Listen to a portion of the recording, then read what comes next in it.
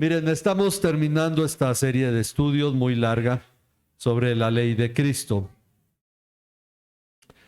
Ha sido larga porque es muy detallada o la hemos detallado mucho.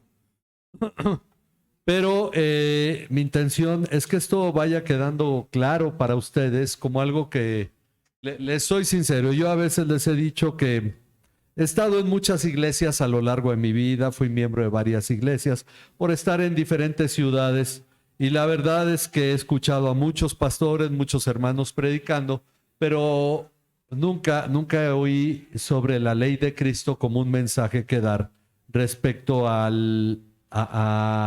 con respecto a la ley de Moisés, la vigencia de la ley de Moisés, la vigencia de la ley de Cristo. Pero yo quiero empezar hoy con un término que es importante y que cobra relevancia en nuestros tiempos, porque miren, por el hecho de que la doctrina reformada está tomando fuerza y ahora existen varias corrientes reformadas, el hipercalvinismo que le llaman, el eh,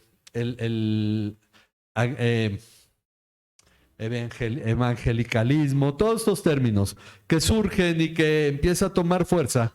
También el dispensacionalismo ha empezado a ser cuestionado mucho, como antes no lo había sido y más a la luz de las cosas que ocurren en Oriente Medio. Entonces queremos empezar con un punto importante, que es una dispensación, porque esto nos va a ayudar a nosotros a entender la ley de Cristo, pero también a entender cuando se habla del dispensacionalismo. El asunto es que Scofield dice que el dispensacionalismo es un periodo de tiempo por medio del cual Dios prueba a la iglesia de diferentes maneras. El detalle es que la palabra dispensación aparece en la Biblia y no se refiere a un periodo de tiempo. Aparece, si ustedes lo buscan después, ahí está en Efesios 1:10, aunque la palabra ahí es administración. La palabra dispensación viene del griego oikonomias, de donde viene la palabra economía. Oiko, casa, nomos, ley, que es la ley de la casa, pero de la cual es como la administración de la casa, de donde viene la palabra economía. La economía de un país es administrar el país y la dispensación es la administración. La dispensación básicamente es la forma, como dice, si vamos a Efesios 3:2, dice ahí Pablo que es... Dice el versículo 2, si en verdad han oído de la dispensación de la gracia de Dios que me fue dada para ustedes. Y sigue hablando un poco sobre ello. El versículo 5 dice, ¿en qué consiste la dispensación? Que en otras generaciones o en la dispensación pasada no se dio a conocer a los hijos de los hombres como ahora ha sido revelado a sus santos apóstoles y profetas, los apóstoles que son profetas, porque los profetas pasados no se les reveló. Entonces entendemos que apóstoles y profetas, como en el capítulo anterior, cimentados en la doctrina de los apóstoles y profetas, los mismos apóstoles son llamados profetas por el Espíritu, a saber que los gentiles son coherederos y miembros del mismo cuerpo, participando igualmente de la promesa en Cristo Jesús mediante el Evangelio. Aquí no me puedo extender, creo que hoy tengo más para el sermón que para la conferencia, pero voy a ser muy breve. El asunto es que una dispensación es la forma en que Dios dispensa su gracia, hablando referente a Dios. Dios dispensa su gracia para los seres humanos o cómo se relaciona con los hombres. En términos generales, una dispensación es la manera en que Dios se relaciona con su creación, enfocándose primeramente en el ser humano. En la dispensación pasada, dice Pablo, no había un lugar para los gentiles. En la nueva dispensación hay lugar para los gentiles, es decir, nosotros. El término gentiles, recuerden, significa naciones o significa gentes, así más literalmente gentes. Una persona, le decían, eres muy gente, significaba eres muy amable. Con el tiempo el término gente se fue llamando gentil. De ahí que la gentileza es el ser muy gente o ser muy de naciones. Ok, de ahí viene el término finalmente etnos, que también se traduce como etnias. Los grupos culturales, sociales, son las etnias. Tienen una cultura, una forma de expresarse, etcétera. Esas son las etnias, de ahí viene el término etnos, que se traduce como gentiles o como naciones o como gentes. Bueno, no había lugar en la dispensación pasada, pero hubo un cambio de dispensación. ¿Cuándo entra la nueva dispensación? ¿En qué momento hay un cambio de dispensación? Ya lo hemos estudiado en el curso 1. ¿Cuándo hay un antes y un después de acuerdo a la palabra de Dios? En la muerte de Cristo. La muerte de Cristo, y cuando el velo del templo se rasga, es la señal de que ha cambiado la dispensación. El templo en Jerusalén ha pasado a ser obsoleto porque Dios ya no se manifestará en el templo, sino que ahora el Cristo es el templo, el creyente es el templo. Dios será el templo en la eternidad, pero el templo finalmente ha cambiado. Eso habla de una nueva dispensación. Por eso cuando vamos nosotros, si alguien quiere leer, si alguien me apoya leyendo Hebreos 7:12, en voz alta, Hebreos 7:12. Si hay un cambio de templo, hay otros cambios. ¿Qué dice Hebreos 7:12? Quien lo tenga se puede poner de pie y leerlo, Hebreos 7:12.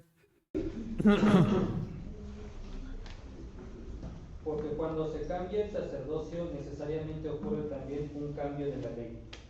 Hay un cambio de la ley porque hubo un cambio de sacerdocio. ¿En qué momento cambió el sacerdocio? Los sacerdotes finalmente siguieron en el templo, Anás, Caifás, ahí siguieron vivos cuando Jesús murió. Murió después Anás, después vino el sucesor de Caifás, murió y hubo todos estos cambios. Siguieron por un tiempo hasta el año 70 en que el templo de Jerusalén fue destruido y es cuando se cumple Mateo 24. El templo de Jerusalén fue destruido, los judíos huyeron de Jerusalén, se fueron a Jamnia, hicieron el concilio de Jamnia y de ahí viene ya todo el hecho de que ya no hubo sacrificios en el templo. De ahí surgieron los masoretas, es decir, los tradicionales, que crearon este concilio de Jamnia. Bueno, el asunto es que el sacerdocio terminó, pero previamente ya el sacerdocio había cambiado, porque Jesús cuando murió, lo que nos dice Hebreos, dicen por ahí algunos que el tabernáculo, que el arca del pacto está escondida en una cueva abajo del monte de la calavera donde Jesús fue crucificado, de tal modo que cuando murió y su sangre cayó a la tierra, se penetró y cayó hasta el tabernáculo. Bueno, ese está muy bueno para ciencia ficción y esas novelas cristianas que ahora se hacen y programas pseudo cristianos, ¿no? De la Biblia, que son cosas que bueno, se entienden mucho a veces de la palabra, pero el asunto es que lo que sí nos dice la palabra es que Jesús cuando murió entró al verdadero tabernáculo que está en los cielos, el no hecho por manos de hombres, y entró como sacerdote, porque él entregó su vida, nadie se la quitó, y él lo dejó claro ahí en Juan 10, nadie me quita mi vida, yo la doy de mí mismo. Jesús no es ninguna víctima, ningún pobrecito que le quitaron la vida. ¿Por qué la puso? Porque el escritor de Hebreos dice que cuando el sacerdote entraba al santuario tenía que llevar algo que ofrecer. Y lo que Jesús ofreció fue su vida. Si se lo hubieran quitado no sería sacerdote. Ahora, él es sumo sacerdote. Esto lo vemos ahí en Hebreos, en los 6, 7, hasta el 9 y 10. El asunto es, por eso no me amplió mucho en ello. Jesús es el nuevo sacerdote, hubo un cambio de sacerdocio y lo que acabamos de leer es que si hay un cambio de sacerdocio, ¿qué debe haber? Un cambio de ley, porque la ley de Moisés no se ajusta al sacerdocio de Cristo. Entonces, ¿qué ley hay ahora? Que es lo que hemos estado viendo. La ley de Cristo. Porque forzosamente a la ley de Moisés, que sigue vigente, sí sigue vigente. Y lo dijimos, ¿para quién está vigente? De acuerdo a 1 Timoteo 1:9. Alguien que lo lea. ¿Para quién está vigente la ley de Moisés? 1 Timoteo 1:9. Alguien que lo lea de pie, el que lo encuentre se pone de pie, lo lee fuerte. Reconozcamos esto, que la ley no ha sido instituida para el justo, sino para los transgresores y rebeldes, para los impíos y pecadores, para los irreverentes y profanos, para los que matan a sus padres o a sus madres, para asesinos, Bueno, puedes leer el siguiente si quieres. asesinos, para los inmorales, homosexuales, secuestradores, mentirosos, los que juran en falso y para cualquier otra cosa que es contraria a la sana doctrina, según el glorioso evangelio del Dios bendito que me ha sido encomendado. ¿Para quién está vigente la ley? ¿Está vigente? Sí. Y si nos dicen, oye, la ley dejó de existir. No, la ley sigue vigente. Es cierto, pero la ley fue puesta para, en pocas palabras, en un término muy extenso, los pecadores. Porque ¿cuál es la función de la ley? Dar a conocer el pecado. Si tú ya conociste el pecado y eso te llevó a Cristo, porque la ley es el guía que nos lleva a Cristo, entonces tú ya no estás bajo la ley, como dice la palabra. Tú has muerto a la ley el día que creíste en Cristo, así como la mujer cuando su esposo muere ya no está sujeta con su marido, sino que ya es libre de casarse con alguien más. Del mismo modo, cuando nosotros morimos al pecado, morimos a la ley también para pertenecer ahora a Cristo. Esos términos están en la palabra y por eso entendemos que ahora, si nosotros ya tenemos un sumo sacerdote que es Cristo, esto ya no puede caminar de acuerdo a la ley de Moisés. Ese es el punto central de todo lo que hemos estado enseñando respecto de la ley de Cristo. Así es que está la ley de Cristo ahora. ¿Y en qué consiste? Bueno, cuando enseñamos a los niños los 10 mandamientos y les señalamos algo, porque muchos cristianos dicen, ¿y por qué no guardamos el sábado? Y esto es lo que nosotros debemos preguntarnos. Bueno, ¿cuál fue el cambio? Ahora entendemos que la ley que ahora guardamos tiene que ver con 3 principales mandamientos, que son: el primero, amar a Dios. Ok, ya hemos definido esto para no extendernos mucho. Amar a Dios con todo lo que somos, o en otras palabras, haciendo de Él nuestro tesoro. El segundo mandamiento es amar a nuestro prójimo como a nosotros mismos, lo cual Jesús define, de modo que lo que quieran que los hombres hagan con ustedes, así hagan ustedes con ellos. Esto es amar a los hombres o a nuestro prójimo como a nosotros mismos. ¿Quieres que te escuchen? Escucha. ¿Quieres que te ayuden? Ayuda. ¿Quieres que te esperen? Espera, etcétera. Todo esto, lo que tú esperarías que hicieran contigo, tú hazlo con los demás, porque eso es lo que agrada a Dios y es la forma de amar a Dios. Y el tercer mandamiento es amarnos unos a otros, que en pocas palabras es, como Juan lo define, poner la vida por los hermanos o poner nuestra vida al servicio de los hermanos. Esos son los 3 mandamientos que rigen la ley de Cristo, de la cual Cristo es ahora nuestro sumo sacerdote. Aquí leímos Gálatas hace un momento, Gálatas 6, ahí en sus boletines, donde nos dice el versículo 2. Lleven los unos las cargas de los otros y cumplan así la ley de Cristo. Un aspecto importante que también hemos visto que el mismo Pablo lo dice en 1 Corintios 9, cuando dice: yo a los que tienen ley les predico como si yo estuviera bajo la ley, pero yo no estoy bajo la ley. Y a los que no tienen ley les predico como si yo no tuviera ley, aunque en realidad no estoy sin ley, sino bajo la ley de Cristo. Y entonces Pablo nos va enseñando lo que la semana pasada hablamos: la ley del Espíritu de vida en Cristo hizo lo que la ley de Moisés no podía hacer a causa de la debilidad, porque estábamos en la carne, en pecado. Y por esa razón, ahora Dios ha establecido esta ley que era nuestro guía, la ley de Moisés, para llevarnos a Cristo y ahora estar bajo la ley de Cristo. ¿Por qué no nos haremos imágenes? Porque el primer mandamiento nos dice que hay que amar a Dios. Entonces ya no es porque es una obediencia impuesta, ahora es porque es una obediencia por amor. Recuerden, hemos dicho hay 2 tipos de obediencia: la impuesta y la voluntaria. ¿Cuál es la que glorifica a Dios?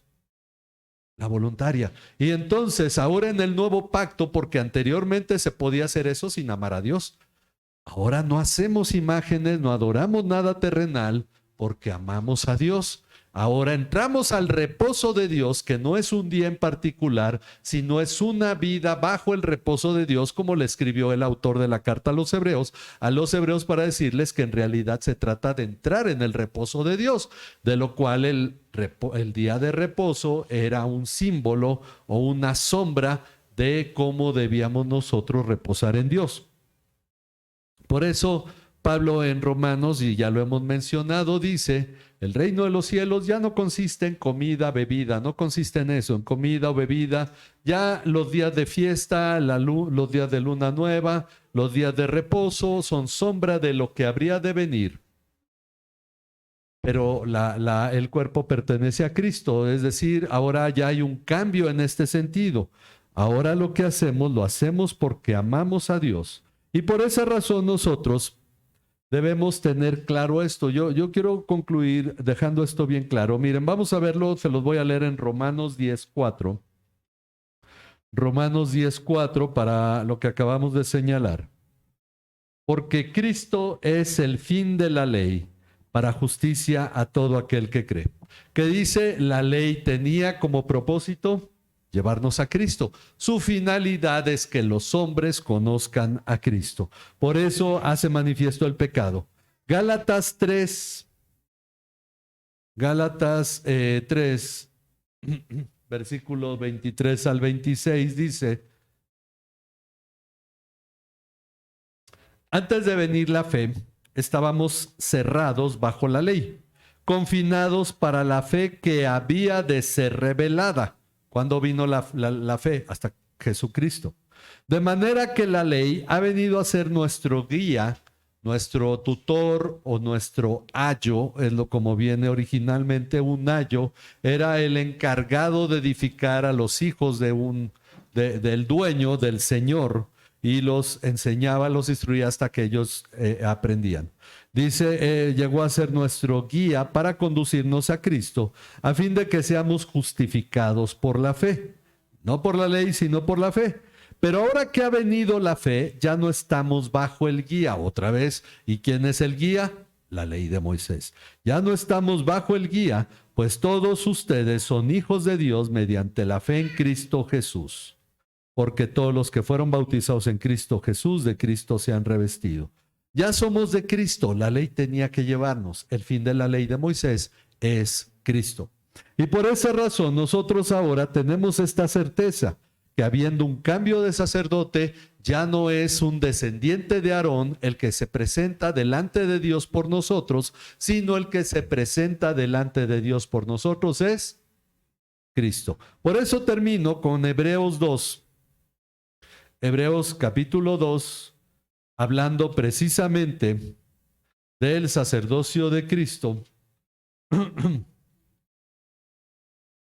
donde dice el versículo 17: por tanto tenía que ser hecho semejante a sus hermanos, esos somos nosotros, ya no amigos sino hermanos, en todo, a fin de que llegara a ser un sumo sacerdote misericordioso y fiel en las cosas que a Dios atañen, para hacer propiciación por los pecados del pueblo, es decir, ese sacrificio que satisface a Dios, pues por cuanto él mismo fue tentado en el sufrimiento, es poderoso para socorrer a los que son tentados. Entonces él tenía que ser hecho sumo sacerdote.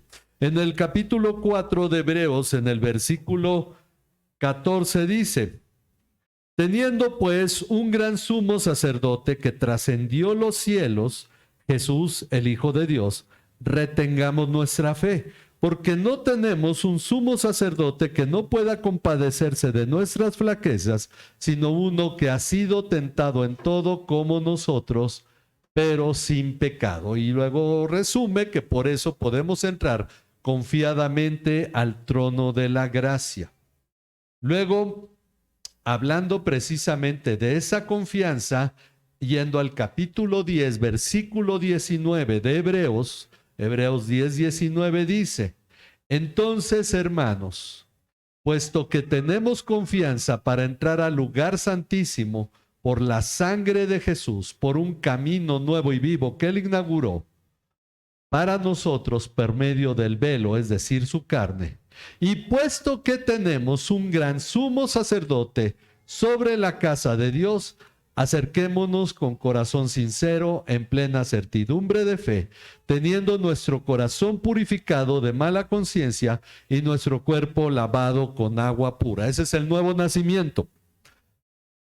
Por esa razón tuvo que haber un cambio de ley, porque la ley de Moisés no preveía en ningún momento nuestra entrada como creyentes al trono de Dios, sino que la ley de Moisés fue diseñada para que el sumo sacerdote solo entrara a la presencia de Dios, pero el resto del pueblo no. Por eso hubo un cambio de ley, y esa ley es la que ahora vemos. Amamos a Dios, amamos al prójimo, amamos a los hermanos, y por esa razón lo que hacemos glorifica a Dios. No matamos, ni damos falso testimonio, ni adulteramos, ni nada de lo que los 10 mandamientos dicen, pero no porque esté escrito en los 10 mandamientos, sino porque amamos a Dios y amamos al prójimo. Por esa razón dice que Cristo derribó la pared intermedia y quitó la enemistad, los mandamientos escritos en ordenanzas. Eso es Efesios 2, del 11 en adelante. Así es que yo espero que esto vaya quedando claro para que podamos ir madurando. Yo confío, en algún modo, esto es algo que la iglesia debe saber en general, pero a veces es un poco difícil compartirle a otros ministros que han sido formados de una manera, pero si Dios me ha concedido compartir esto con ustedes, es lo que hago, porque esto es parte de que la iglesia vaya madurando. Los motivos por los que hacemos las cosas que hacemos ya no son por una ordenanza, sino que son porque amamos a Dios. Ese es el punto importante en todo esto, porque ahora vivimos en la ley de Cristo. Vamos a orar.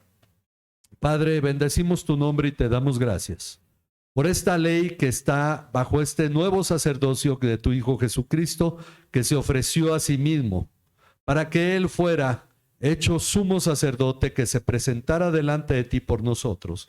Pero no solo hizo eso, sino que abrió el camino para que entráramos delante de tu trono. Por eso ahora podemos aquí orar libremente, Señor. Por eso aquí nosotros, que no tenemos una descendencia étnica, posiblemente directa desde Abraham, Señor, sí podemos presentarnos delante de ti y orar. Porque tú abriste este camino para todos los pueblos de la tierra, para todos aquellos que de todo pueblo creen en tu Hijo Jesucristo. A ti sea la gloria por esta obra tan grande, Señor. A ti sea la gloria en esta dispensación de los tiempos, Señor, en medio de los cuales, Señor, tú estás teniendo esta forma de relación con nosotros. Te alabamos y te bendecimos y agradecemos tu gran bondad sobre nuestras vidas. En el nombre de tu Hijo Jesucristo, nuestro Señor y Salvador. Amén. Amén. Que Dios les bendiga, hermanos, y continuamos con el mensaje, con la alabanza a nuestro Dios.